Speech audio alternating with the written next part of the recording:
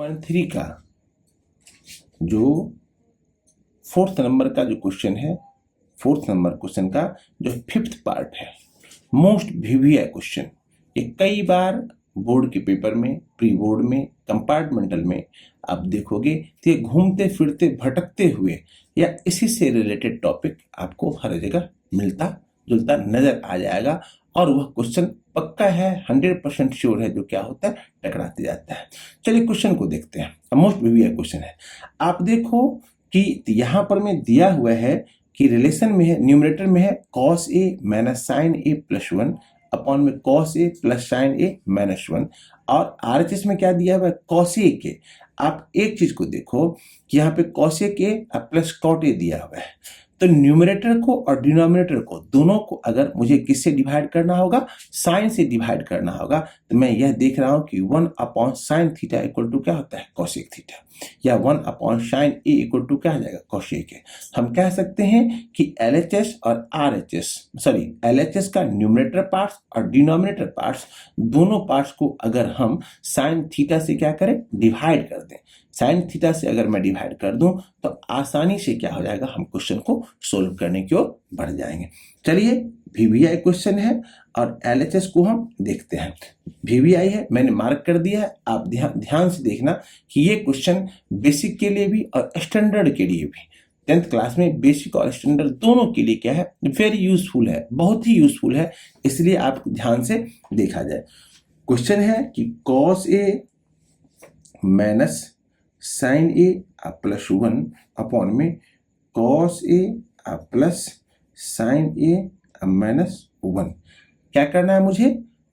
Numerator को और denominator को दोनों को किससे डिवाइड करना है, साइन से डिवाइड करना है। क्यों साइन से डिवाइड करना है, क्योंकि हम जानते हैं कि 1 upon sine theta equal to क्या होता है, कोसेक थीटा। मुझे लाना है कोसेक थीटा, इसलिए मुझे क्या करना है, साइन थीटा से उसको डिवाइड कर देना है। लिखेंगे dividing by sine A in sin a of numerator and denominator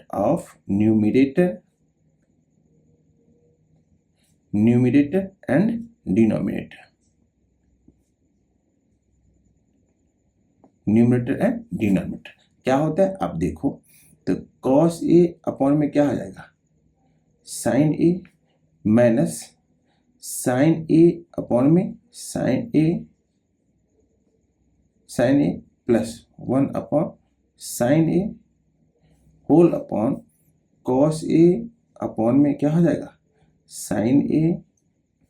plus sine A upon में sine A minus 1 upon sine A. अगर आप क्वेश्चन को देखो ना तो क्या लिखा हुआ है, cos बाय साइन क्या होता है, cot a minus sine by sine cancel हो जाएगा तो क्या बच जाएगा 1 प्लस 1 बाय साइन ए क्या हो जाएगा, कोसेक ए अपॉन में सेम वही चीज, तो यहाँ पे क्या आ जाएगा, cos बाय साइन क्या हो जाएगा, cot A plus 1 minus cosec ए अब कोसेक ए आ गया, क्या मिल गया मुझे, कोसेक ए मिल गया। अब इस केस में हम क्या करते हैं, आप ध्यान दो, मुझे क्या दिया हुआ है, cot ए, तो आप इसको अरेंज करता हूं मैं, आप एक चीज देखो, cot ए प्लस क्या हो जाएगा, कोसेक ए, इन दोनों को एक साथ ले लिया, माइनस 1 अपॉन में cot ए माइनस कोसेक ए प्लस कितना हो जाएगा 1। अब आप इस क्वेश्चन को अगर देखोगे तो मैं एक चीज मुझे समझ में आ रहा है कि इस क्वेश्चन को क्या किया जाए, कंपोनेंटो एंड डिविडेंडो, या नहीं तो दूसरे तरीके से उसको अगर मैं सोल्व करूं तो इसको आप देखो क्या दे दिया, cot A plus cosec A minus 1 के लिए क्या लिख सकता हूं, 1 के लिए क्या रिलेशन होता है, cosec square A minus cot square ए, ये हो गया। अपॉन में क्या हो जाएगा, अपॉन में कोसेक, यहाँ पर देखो cot ए माइनस कोसेक ए प्लस 1, इसको मैं एक ही साथ एक टर्म में रहने देता हूं। अगर आप ध्यान से देखो तो इस सारे टर्म्स को जब मैं एक साथ रहने दूंगा तो अब क्या बनेगा, अब देखो cot A plus cosec A minus cosec square A minus cot square A upon में क्या चीज, cot A minus cosec A plus 1 आ गया।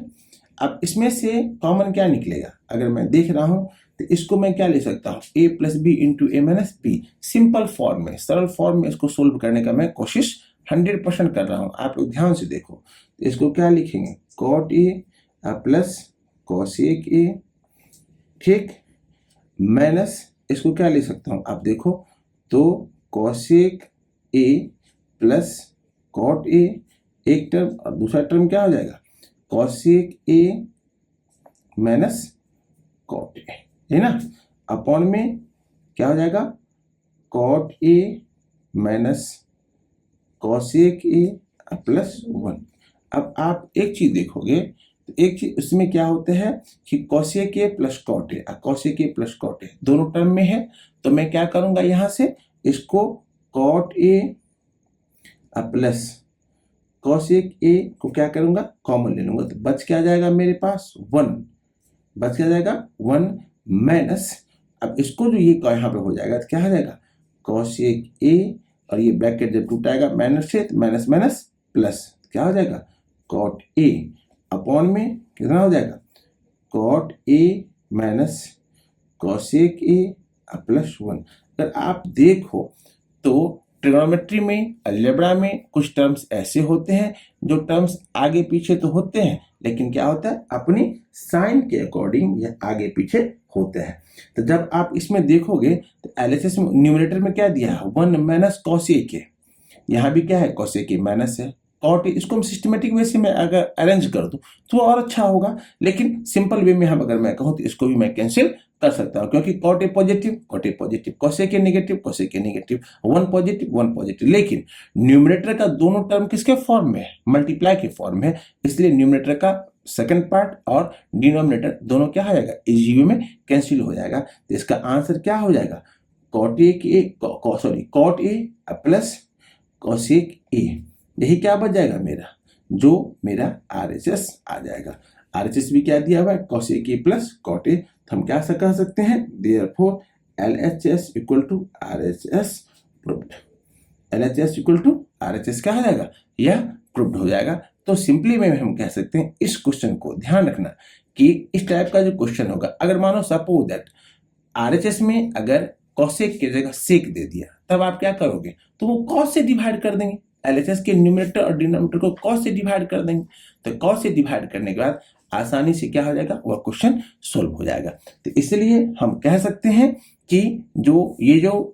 मतलब 8.3 का ही फोर्थ का 5th नंबर क्वेश्चन है, यह मोस्ट इंपोर्टेंट क्वेश्चन है, और इस क्वेश्चन को आप एक चीज ध्यान रखना कि इसी वे में सोल्व करने के लिए आप सावधानी से क्वेश्चन को 2 बार 3 बार जब प्रैक्टिस करोगे, ऑब्वियस है कि यह आपका क्वेश्चन बनेगा। इसलिए ध्यान पूर्वक, ये नहीं कि क्वेश्चन को मुझे क्या करना है और कहां ब्रेक डाउन करना है, सो नहीं। अब चलते हैं नेक्स्ट क्वेश्चन पर में, इसी का फोर्थ का ही 9 नंबर क्वेश्चन क्या है, फोर्थ का ही 9 नंबर क्वेश्चन क्या है, उसको प्रूफ करने के लिए चलते हैं। तो LHS में क्या दिया हुआ है, आप देखो ध्यान से, LHS में मुझे क्या दिया हुआ है, cosec A minus sine A, cosec A minus sine A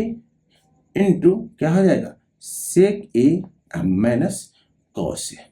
अगर मैं यहाँ पे LHS की बात करूं तो कॉसेक के लिए क्या ले सकता हूं, 1 upon sine A minus sine ए, ठीक, और सेक ए यहाँ पर क्या ले सकता हूं, 1 upon cos A minus cos A,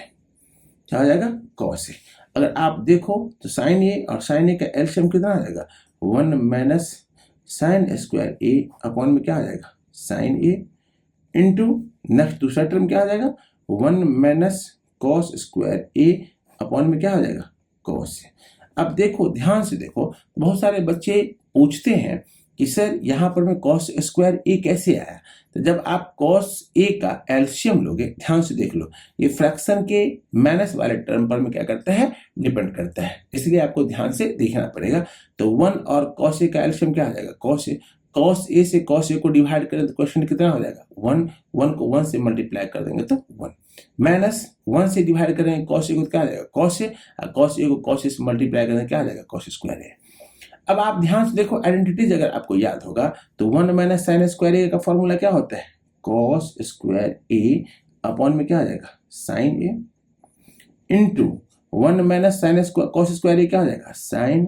square A upon में क्या हो जाएगा कॉस ए। अगर आप देखो तो ये साइन ए से ये स्क्वायर कैंसिल, कॉस ए से क्या हो जाएगा ये स्क्वायर कैंसिल, तो बच गया क्या मेरे पास में sine A into cos A. LHS को मैंने ब्रेक डाउन किया तो मुझे ये मिला एलएचएस पर में, और आरएचएस को अगर फिर मैं तोड़ूं, क्योंकि एलएचएस को तोड़ने के बाद मुझे आरएचएस तो मिल नहीं रहा है, तो मैं क्या करूंगा एलएचएस को तोड़ने के बाद हम कहाँ पे जाएंगे आरएचएस पर में। आरएचएस में क्या दिया हुआ है 1/10A प्लस कॉट ए। हम क्या ले सकते हैं, आप ध्यान दो, 10A को क्या ले सकते हैं साइन ए अपॉन में कितना कॉस ए, प्लस कॉट को क्या ले सकता हूं कॉस ए अपॉन में क्या आ जाएगा साइन ए। इसी को अगर मैं सोल्व करूं तो 1 अपॉन, अगर एलसीएम ले लूं तो क्या आ जाएगा कॉस ए इंटू कितना साइन ए। देखो कॉस से कॉस कैंसिल हो जाएगा, क्या बच जाएगा साइन, साइन को साइन से मल्टीप्लाई करने कितना हो जाएगा साइन स्क्वायर ए प्लस कितना आ जाएगा सिमिलरली कॉस स्क्वायर ए। अगर आप ध्यान से देखो तो 1 अपॉन क्या आ जाएगा cos A into sine A.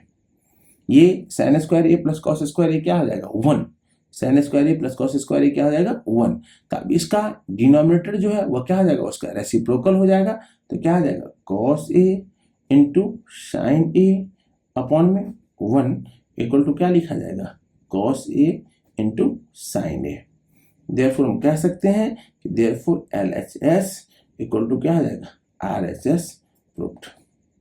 RHS proved. इस चीज को आप ध्यान से देखो कि बहुत सारे बच्चे क्या करते हैं, इस टाइप के जो क्वेश्चन होते हैं ना उस क्वेश्चन को छोड़ भी देते हैं और नहीं भी बनाते हैं। लेकिन आप लोग इस बात को ध्यान रखना कि जितना भी क्वेश्चन आपको दिया गया है ना, ये क्वेश्चन दोनों बिहेवियर से, इट मीन्स बेसिक के स्टैंडर्ड से और जनरल के स्टैंडर्ड, बेसिक के बिहेवियर से और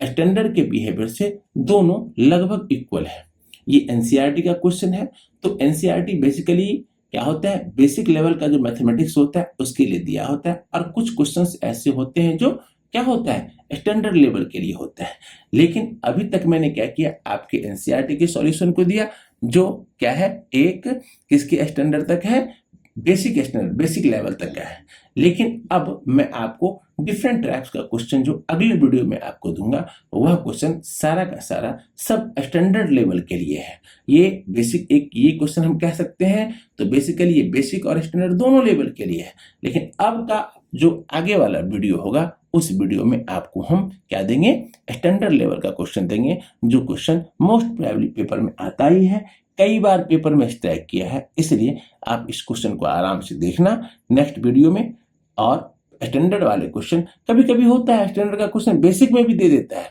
इसलिए घबराने की जरूरत नहीं है। सभी बच्चे जो बेसिक के भी हों स्टैंडर्ड के भी हों सभी बच्चे इस क्वेश्चन को आसानी से देखेंगे। देखने के बाद क्या हो जाएगा आपका क्वेश्चन इजी वे में सोल्व।